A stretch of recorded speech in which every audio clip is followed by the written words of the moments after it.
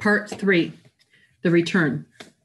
How my sisters and I were trapped in Mexico. But with the aid of the ear pendant, we were transported across the border and were taken home by the FBI.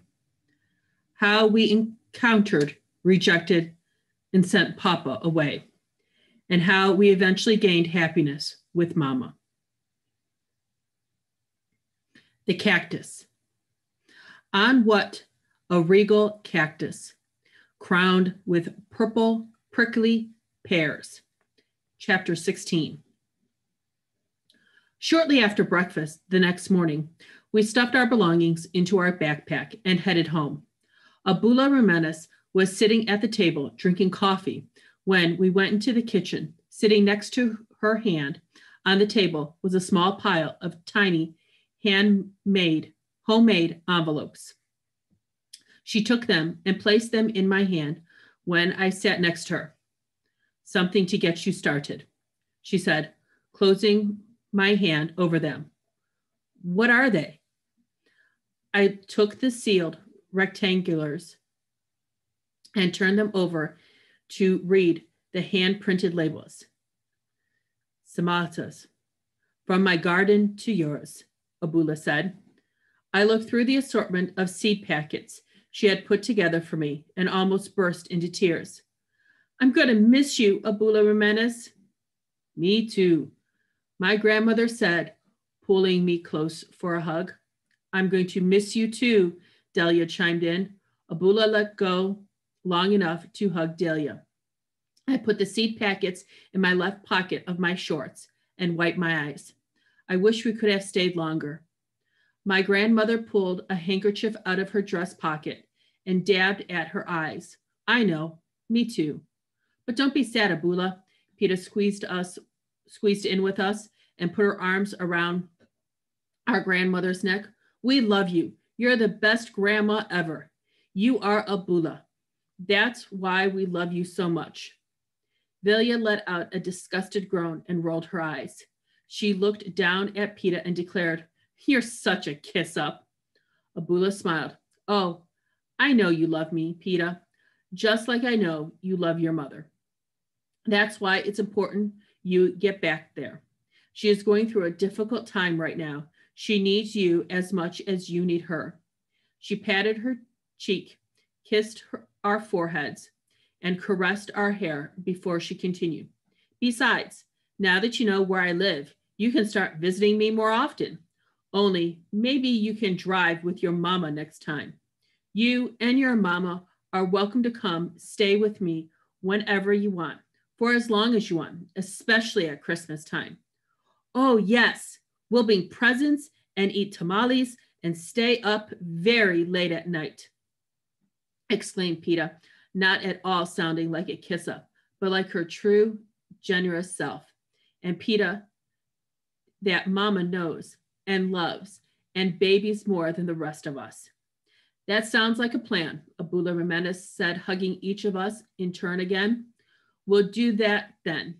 Every Christmas, every holiday, but especially in the summertime. I hate to break up this moment, but it's getting a little late. We should get going, I whispered. Immediately after breakfast, Abula drove us to the old 4-door ranch truck. She hadn't driven in almost 10 years, she said. Mostly, she kept the vehicle for emergencies.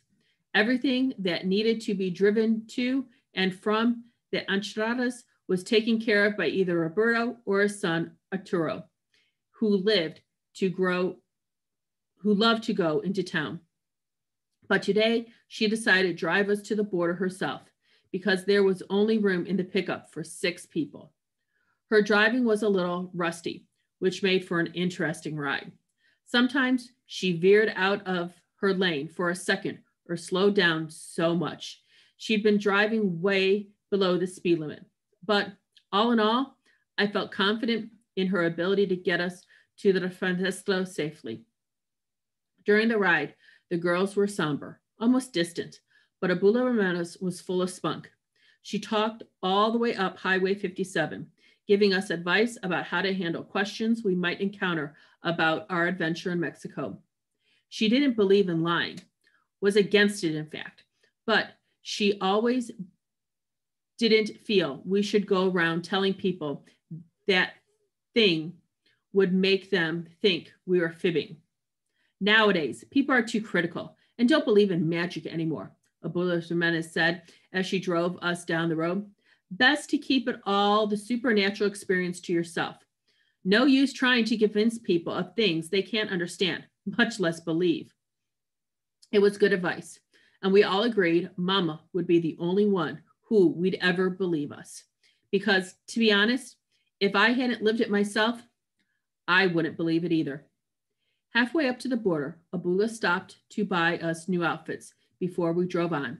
She said she didn't want Mama to see us dressed like nenitas or think we'd taken for begging for food in the streets during our stay in Mexico. We slipped into our new clothes in the dressing room of the quiet little dress shop on the outskirts of Moncalva. Peta was especially joyful to be wearing a new dress, although she rejected the one with the silly red bow on the collar, saying that it was too old to wear meninos. We all smiled gratefully and thanked our grandmother when she pulled the tags off of our new outfits, handed them to the sales lady, and said, "We'll be wearing these out." After the morning shopping, Abula Trinas bought us some lunch. We stood on the sidewalks in the Avenido 4 in Macalav, eating taquitos off an old vendor's cart. Looking around the busy streets with their modern buildings, I thought Mama would be enamored by this place. Melcavada looked as beautiful as a cultured as any large city in the United States. I relaxed and ate jamaica dust and chili powder from the tall fruit cup and told myself we could move here if Papa never came back and we lost the house. Soon after the bittersweet moment, we found our newfound grandmother. We got back on Highway 57 north and drove straight through to Sabitas and Nave Roseta. We stopped in Adalnan for some Agos Francisco at Costa. But other than that, we stayed on the road. We arrived in Pedros Negras at 3 in the afternoon. The sun cast golden rays lazily upon the quiet city from its low point in the sky. Abula pulled over and parallel parked in front of the Santos de Neredas Señoras de Guadalupe. She got out of the vehicle and stretched her legs as she looked around. "Now who wants a raspa?" she asked, eyeing us with mischief in her eyes. "Well, come on, don't be shy." After Abula Renes treated us to raspa and chapanas, those delicious puffed pastries we all loved so much, we walked back to the truck. We sat in the pickup and tried to enjoy our last moments with our beloved grandmother. "Well, girls, it is time to say goodbye. I wish I had a green card or even a work visa, but I haven't had much need for those things. Not with my own place to run. So this is as far as I can go with you. You'll have to take a taxi across. Here," Abula said, reaching to her purse and handing me a small wad of American bills. "Where are your papers? You have to show them to the driver." The question, like a hit to the temple, jostled something loose in my head, and suddenly my heart was in panic. "Papers? Wait a minute. Did any of you bring our birth certificates?" I know I didn't. I ran out of the house in such a panic to stop Juanita driving away that the thought never occurred to me. "Yeah," Juanita said. "I got all of them. They're in Velia's backpack." Velia put her hand on the bench seat beside Juanita and pulled herself forward on the seat. "No, they're not." "What do you mean? Where are they?" Abula asked, turning sideways to give Velia her full attention. Juanita stopped eating her raspy. "What are you talking about? I gave them to you. When you were getting ready, I sat them right there in your dresser next to your clothes." "Juanita," Velia whined, "I never saw them." "You mean you didn't bring them?" Juanita asked, putting her hand to her forehead and shaking her head in disbelief. "Oh my God, I can't believe this. Velia slid back into her seat like a turtle trying to get back into its shell. I'm sorry. We're so focused on leaving that I didn't even notice them. I picked Juanita's backpack off the floor, unzipped it, and started pulling everything out of it. Are you sure you didn't put him in there? I'm sure, Juanita said, pushing her hair out of her face in frustration.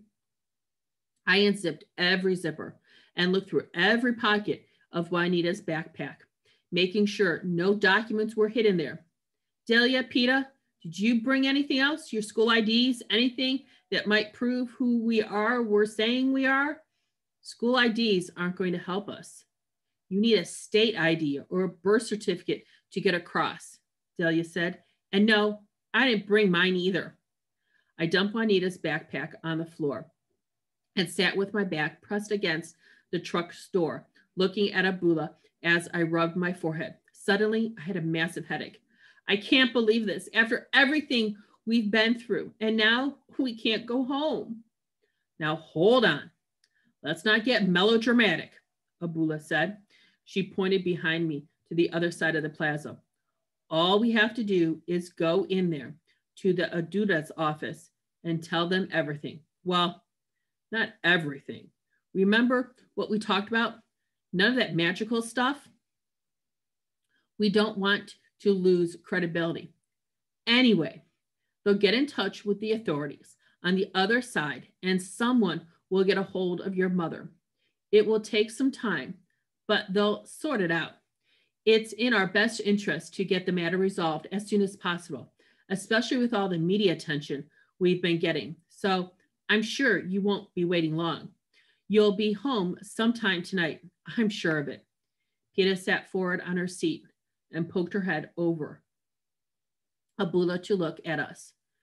Do you really mean tonight? Where would we wait while we clear things up? Oh, I'm sure they have some kind of facility where we can wait, Abula began.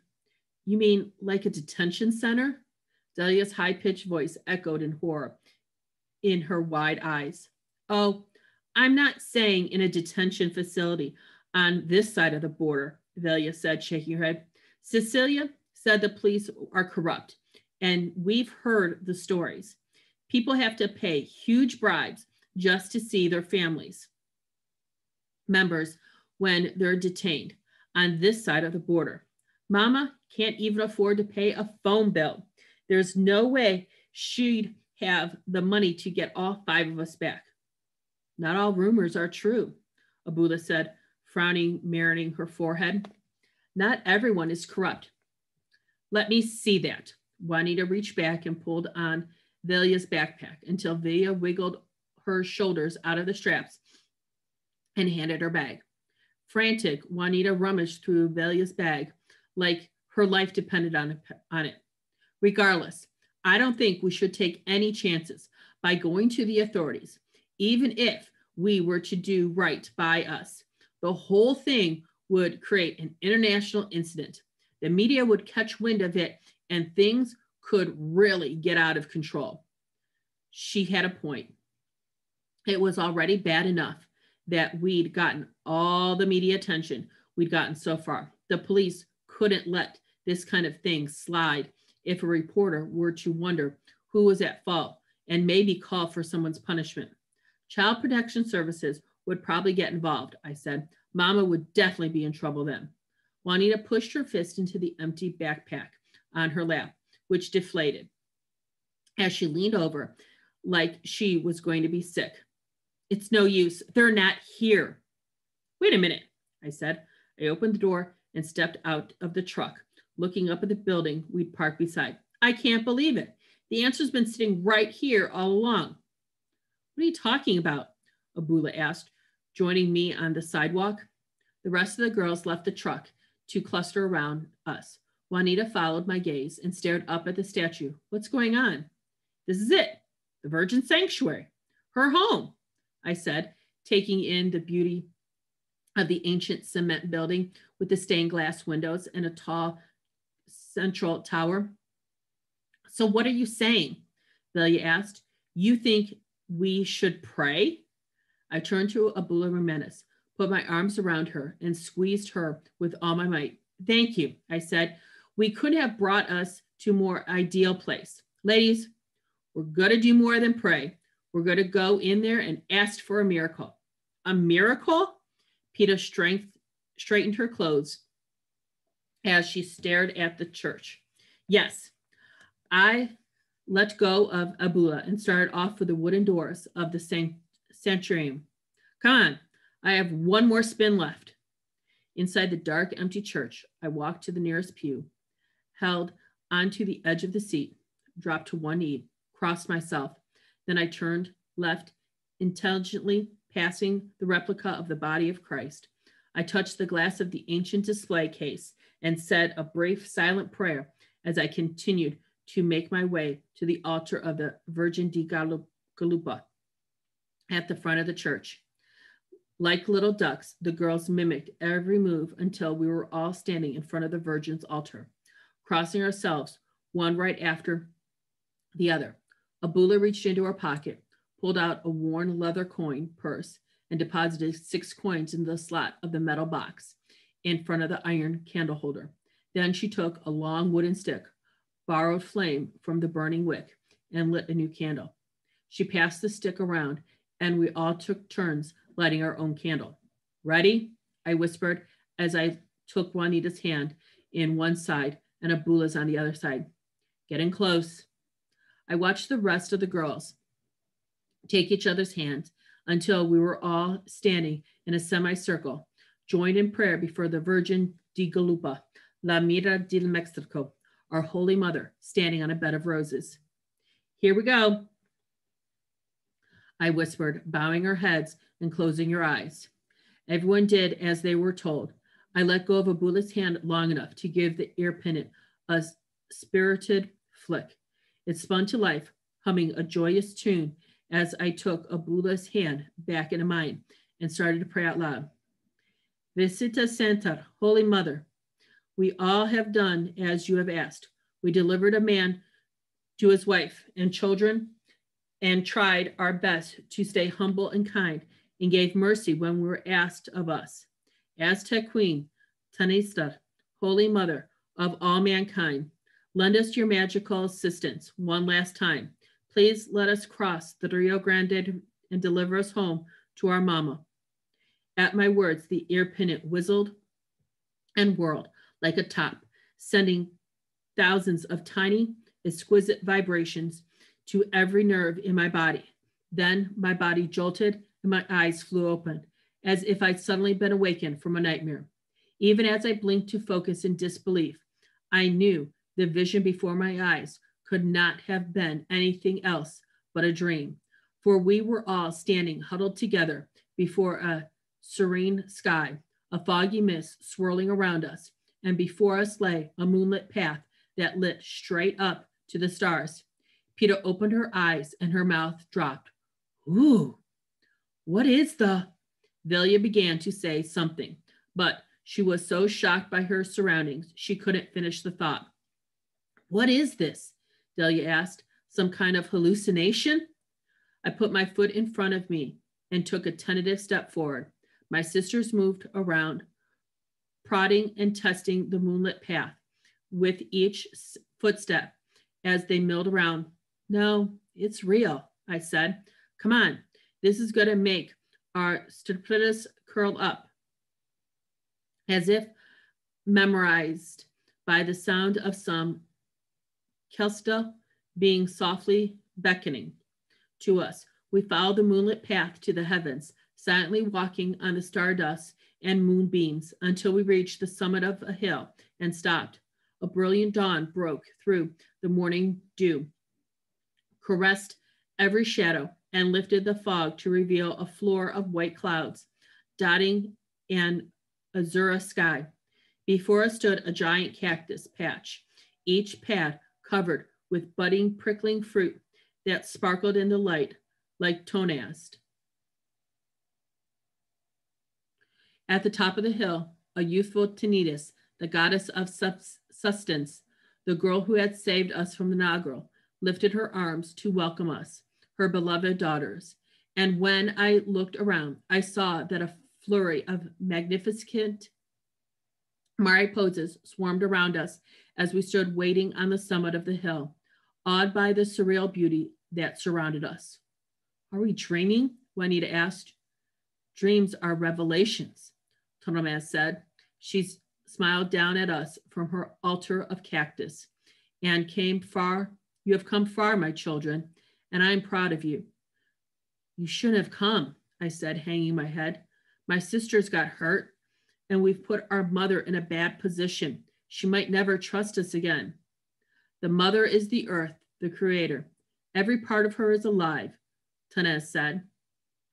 She is the river, the flower, the bud. She is the regenerator. Her faith in her offsprings is always alive.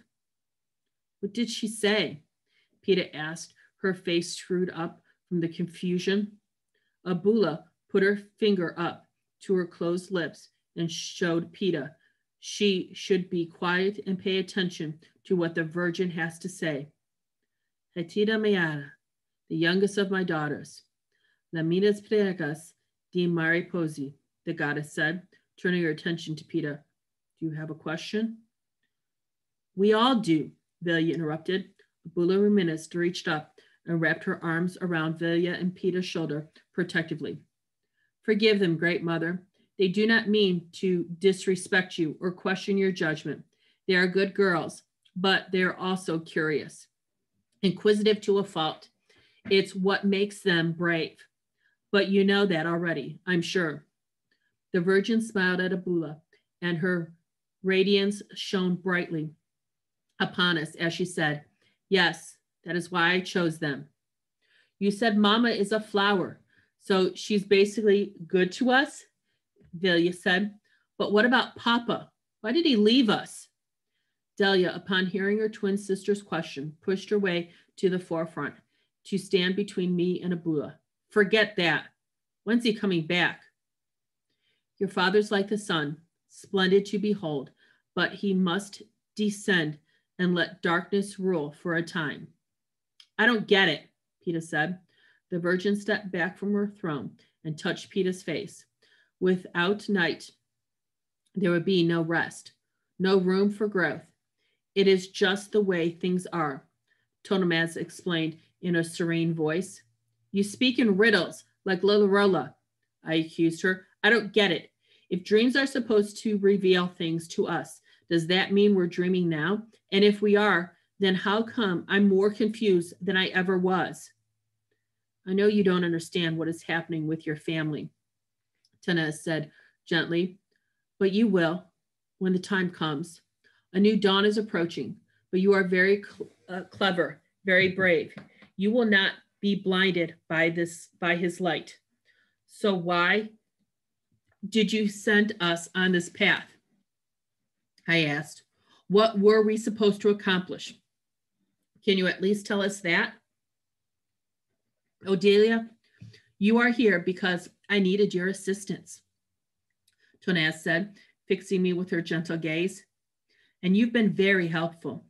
You might not realize it yet, but you learned many lessons along the way about your mama and about life. However, there is one more thing you must do to complete your task.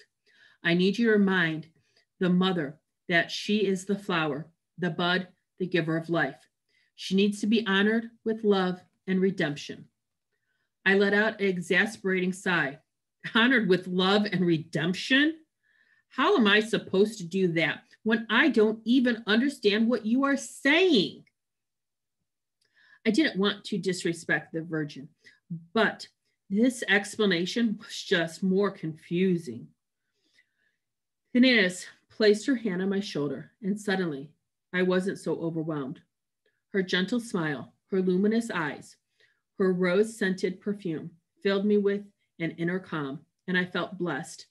Soon you will understand everything. Mesmerized by her glory, I reached out and touched the sleeve of her emerald gown. Go on, the goddess said, extending her arm out to my sisters, who all touched the sleeve of her garment and oohed and ahed when it came to life, glittering at their touch, infusing us with sunlight and warmth. When your journey is over, Everything will make sense, and you will live joyful, productive lives. But first, you must pick the Rosa di Catatus, Tanaz said, pointing behind me. I turned to follow her hand and saw a cloud lifting at the earth, rising up to meet us. Up and up it came until we were standing in our path in the woods by the Rio Grande. There at the bottom of the hill, off the beaten path, amidst the cloud of glorious mariposas, a patch of rosebuds began to break through the ground, bursting to life one right after the other, until the hill was covered in white rosebuds and blooming in the morning light. Tonez began to walk around the rosebuds. We followed her down the path. As we did, I noticed her feet were bare, but she was walking without regard to the birds or thorns. For as she stepped forth, the ground beneath her became carpeted in fluorescent rose petals. They're beautiful, Juanita whispered as we came upon the cluster of blooming rose bushes. The Virgin reached over, plucked a perfect blossom from her bush, and handed it to me. I looked at it and instinctively brought it up to my nose. It held perfume, overwhelmed my senses, and I felt dizzy for a moment. Give the rose to your mother, Thomas said. They will remind her of who she is, who we are, and what we are all meant to be. Roses, I said, trying to imprint her instructions in my mind. On the hill, and we woke up. Okay, I can do that. They will bring light into her eyes, Thomas continued. They will transform her. The mother? Billy asked. Is she talking about Mama? I think so, I said, as Tonez turned away from us. We followed Tonez as we walked back up to the altar. She stood on the cactus, her feet unharmed by the prickling pears and thorns. So this is what it's all about, I asked as we stood before her, giving her flowers.